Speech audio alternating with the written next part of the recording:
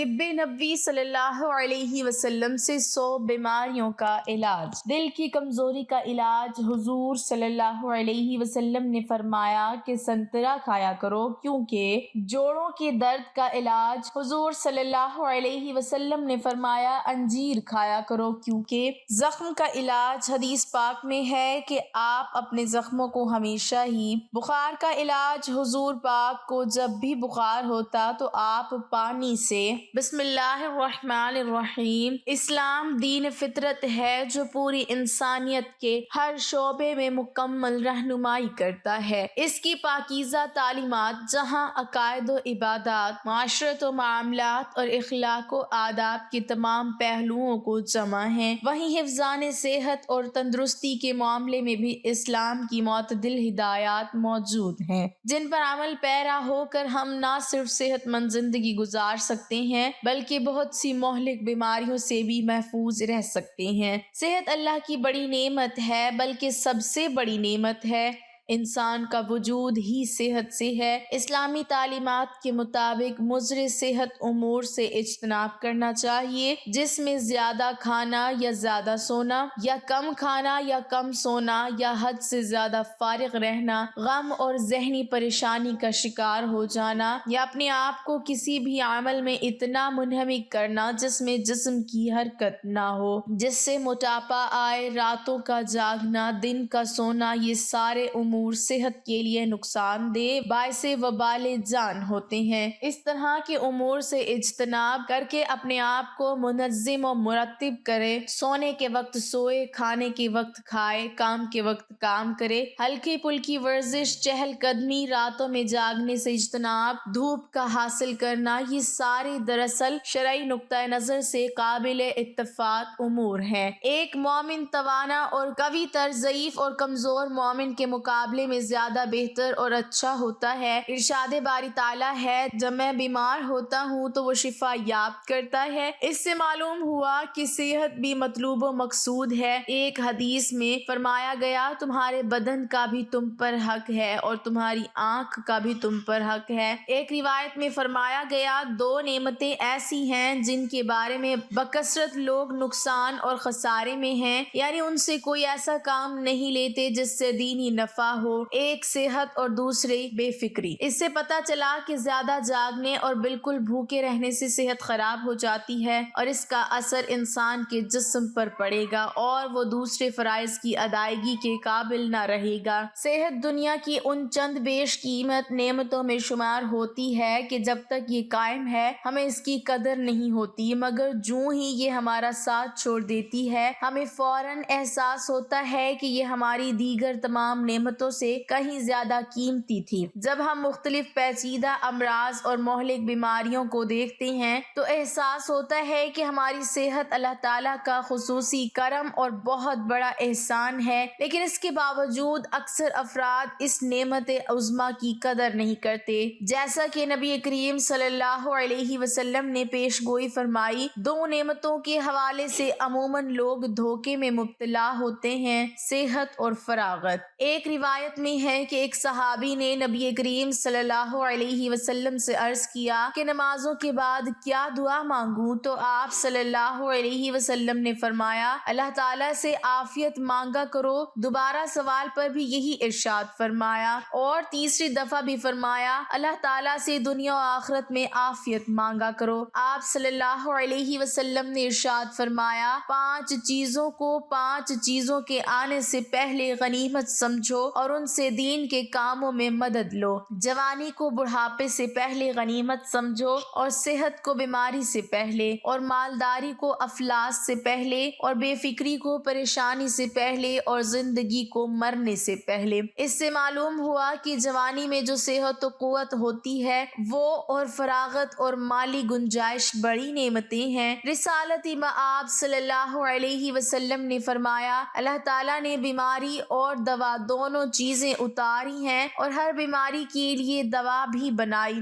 سو تم دوا کیا کرو اور حرام چیز سے دوا مت کرو۔ اس سے پتہ چلا کہ صحت بھی مطلوب و مقصود ہے۔ مضر صحت امور سے اجتناب اور گریز، مضر صحت امور چیزوں سے احتراز کرنا چاہیے۔ اگر انسان اپنے آپ کو صحت مند اور توانا رکھنا چاہتا ہے تو اسے رسالت مآب صلی اللہ علیہ وسلم کے بتائے ہوئے طریقوں کو اپنانا ہوگا۔ صبح جلدی اٹھنا، مسواک کرنا، جب بھوک لگے تب کھانا، پیٹ بھرنے سے قبل کھانا چھوڑ دینا یعنی کہ بھوک رکھ کر کھانا، سادہ غذا کا استعمال کرنا، صبح فجر کی نماز کے بعد واک کرنا، دوپہر کے کھانے کے بعد آرام کرنا، رات کے کھانے کے بعد چہل قدمی کرنا، کھانا کھانے سے قبل ہاتھوں کو دھونا، پانی کو 3 سانسوں میں پینا، پانی بیٹھ کر پینا، دسترخوان بچھا کر کھانا کھانا، پلیٹ وغیرہ اچھی طرح صاف کرنا، کھانے کے بعد ہاتھوں کی انگلیوں کو چاٹنا، نشہ آور اور مضر صحت چیزوں سے اجتناب کرنا وغیرہ۔ غرض صحت مند رہنے کے لیے بے شمار اصول ہیں، مگر آج جدید سائنس نے یہ ثابت کیا ہے کہ صحت مند رہنے کے جو اصول اور طریقے رسول اللہ صلی اللہ علیہ وسلم نے بتائے ہیں،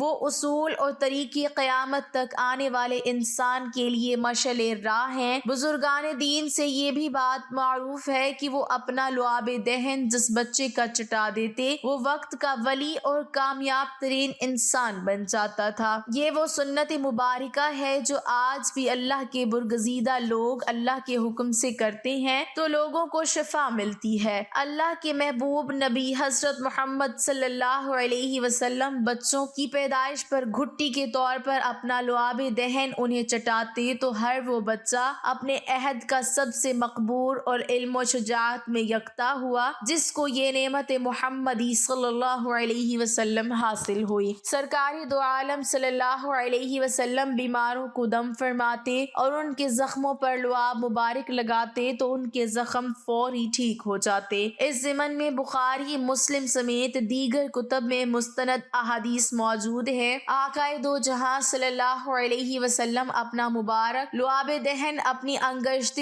شہادت سے زمین پر ملتے اور اسے منجمد کر کے بیمار شخص کی تکلیف کی جگہ پر ملتے اور اللہ تعالیٰ سے اس کی شفا یابی کی دعا فرماتے۔ اس دعا کا ذکر حضرت عائشہ رضی اللہ تعالی عنہا یوں فرماتی ہیں، جب کوئی انسان تکلیف میں ہوتا یا اس کو کوئی زخم ہوتا تو حضور نبی اکرم صلی اللہ علیہ وسلم اپنا لعاب دہن صاف مٹی کے ساتھ ملا کر لگاتے اور اس کی شفا یابی کے لیے یہ مبارک الفاظ دہراتے۔ حافظ ابن حجر اسقلانی لکھتے ہیں کہ حضور نبی اکرم صلی اللہ علیہ وسلم کے الفاظ ہم میں سے کسی کے لعاب دہن سے ثابت ہوتا ہے کہ آپ صلی اللہ علیہ وسلم دم فرماتے وقت مبارک لعاب دہن لگایا کرتے تھے۔ امام نووی رحمۃ اللہ علیہ فرماتے ہیں اس حدیث کا مطلب ہے کہ نبی اکرم صلی اللہ علیہ وسلم اپنا لعاب دہن اپنی انگشت شہادت پر لے کر زمین پر ملتے اور اسے منجمد کر کے اسے تکلیف یا زخم کی جگہ پر ملتے اور ملتے ہوئے حدیث میں مذکورہ بالا الفاظ ارشاد فرماتے۔ امام قرطبی رحمۃ اللہ علیہ کا فرمان ہے اس حدیث سے ہر بیماری میں دم کرنے کا جواز ثابت ہے اور اس سے ظاہر ہوتا ہے کہ صحابہ اکرام رضوان اللہ علیہم اجمعین کے درمیان یہ امر عام اور معروف تھا۔ انہوں نے یہ بھی کہا ہے کہ نبی اکرم صلی اللہ علیہ وسلم کا اپنی انگلی مبارک زمین پر رکھنا اور اس پر مٹی ڈالنے سے یہ بات ثابت ہوتی ہے کہ دوران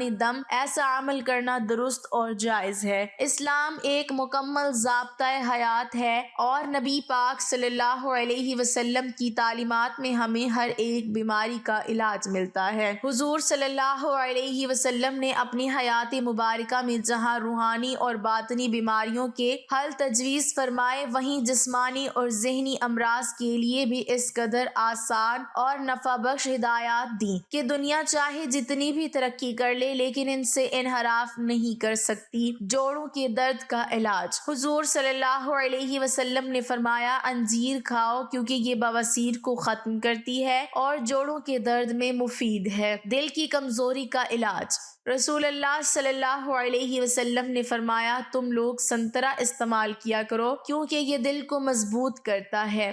زخم کا علاج۔ حضرت سہل رضی اللہ تعالی عنہ فرماتے ہیں کہ اللہ کی قسم مجھے اچھی طرح یاد ہے کہ رسول اللہ صلی اللہ علیہ وسلم کے زخموں کو کس نے دھویا تھا اور کون ان پر پانی ڈال رہا تھا، اور جس دوا سے آپ صلی اللہ علیہ وسلم کا علاج کیا گیا انہوں نے بیان کیا کہ حضرت فاطمہ رضی اللہ تعالی عنہا رسول اللہ صلی اللہ علیہ وسلم کی صاحبزادی خون کو دھو رہی تھی۔ حضرت علی رضی اللہ تعالی عنہ ڈول سے پانی ڈال رہے تھے۔ جب حضرت فاطمہ رضی اللہ تعالی عنہا نے دیکھا کہ پانی سے خون اور زیادہ نکل رہا ہے تو انہوں نے چٹائی کا ایک ٹکڑا لے کر جلایا اور پھر اسے زخم پر چپکا دیا، جس سے خون کا آنا بند ہو گیا۔ اسی دن نبی کریم صلی اللہ علیہ وسلم کے آگے کے دندان مبارک شہید ہوئے تھے۔ آپ صلی اللہ علیہ وسلم کا چہرہ مبارک بھی زخمی ہو گیا تھا۔ رسول اللہ صلی اللہ علیہ وسلم کو جب بھی کوئی کانٹا چبھتا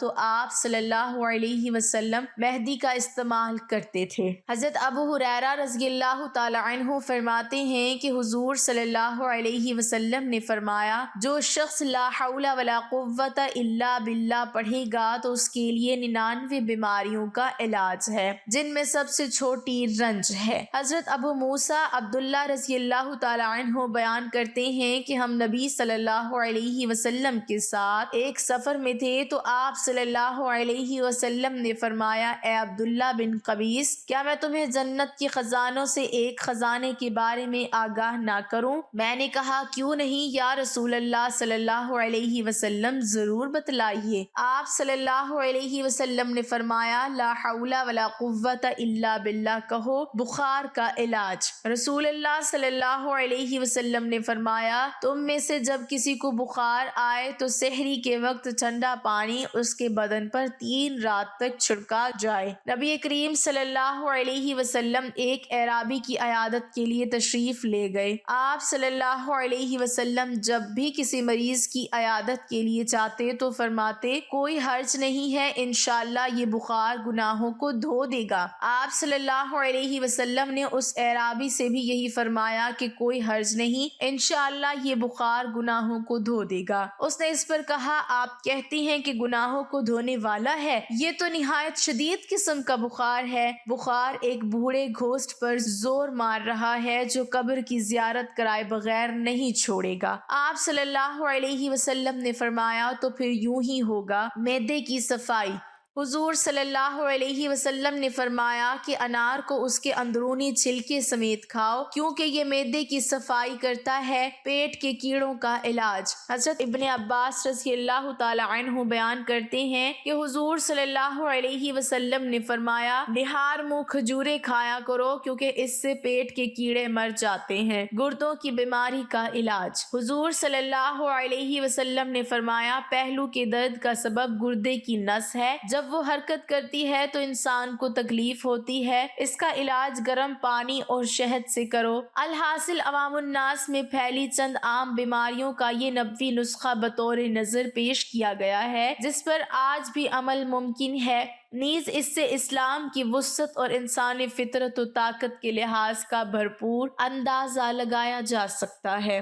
حضرت ابو ہریرہ رضی اللہ تعالی عنہ فرماتے ہیں کہ رسول اللہ صلی اللہ علیہ وسلم نے فرمایا، تم کلونسی کو لازم پکڑو، اس میں سام کے علاوہ ہر چیز کی شفا ہے، اور سام کے معنی موت ہے۔ حضرت عبداللہ بن عباس رضی اللہ تعالی عنہ سے روایت ہے، انہوں نے فرمایا کہ حضور صلی اللہ علیہ وسلم کی ایک سرمے دانی تھی، آپ اس سے ہر آنکھ میں 3 مرتبہ سرما لگاتے تھے۔ حضرت ابو ہریرہ رضی اللہ تعالی عنہ سے روایت ہے کہ حضور صلی اللہ علیہ وسلم نے فرمایا، اجوا کھجور جنت سے ہے، اس میں ہر زہر سے شفا ہے۔ اگر ہم اللہ کے احکامات اور رسول اللہ صلی اللہ علیہ وسلم کے طریقوں پر عمل کرنا شروع کر دیں تو صحت مند زندگی ہمارا مقدر بن جائے۔ اسلام نے بیماری و صحت کے متعلق ایسا نقطہ نظر پیش کیا ہے کہ جس کی نظیر نہیں ملتی۔ حضرت اسامہ بن شریک رضی اللہ تعالی عنہ فرماتے ہیں، چند دیہاتیوں نے حضور صلی اللہ علیہ وسلم سے عرض کیا، جب ہم بیمار ہوں تو کیا ہم علاج نہ کروائیں؟ تو حضور صلی اللہ علیہ وسلم نے فرمایا، اللہ کے بندو علاج کرواؤ، کیونکہ اللہ نے کوئی ایسی بیماری پیدا ہی نہیں کی مگر اس کی شفا بھی رکھی ہے، سوائے ایک بیماری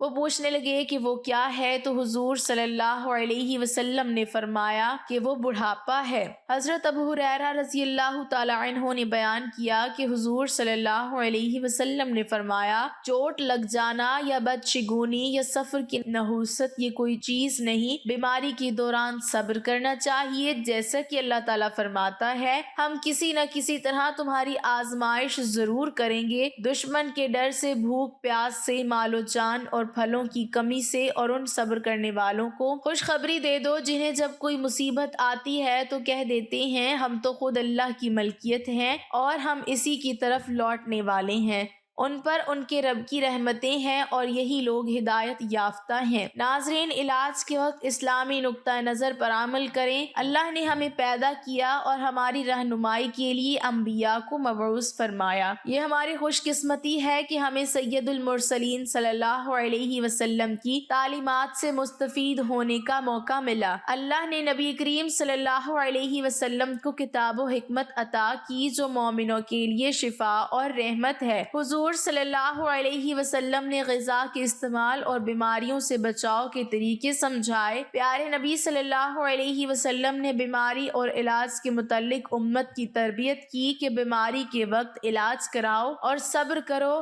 حرام چیزوں کو دوا کے طور پر استعمال نہ کرو۔ اگر آپ دنیا اور آخرت میں سکون و اطمینان چاہتے ہیں تو قرآن و حدیث کو اپنی زندگی کا مشعل راہ بنا لو۔ اللہ سے دعا ہے کہ وہ ہمیں صحت مند زندگی عطا فرمائے تاکہ ہم نیک اعمال اور عبادات کر سکیں، آمین۔ ناظرین، کمنٹ باکس میں اللہ تعالیٰ کے 99 ناموں میں سے ایک نام ضرور ٹائپ کریں۔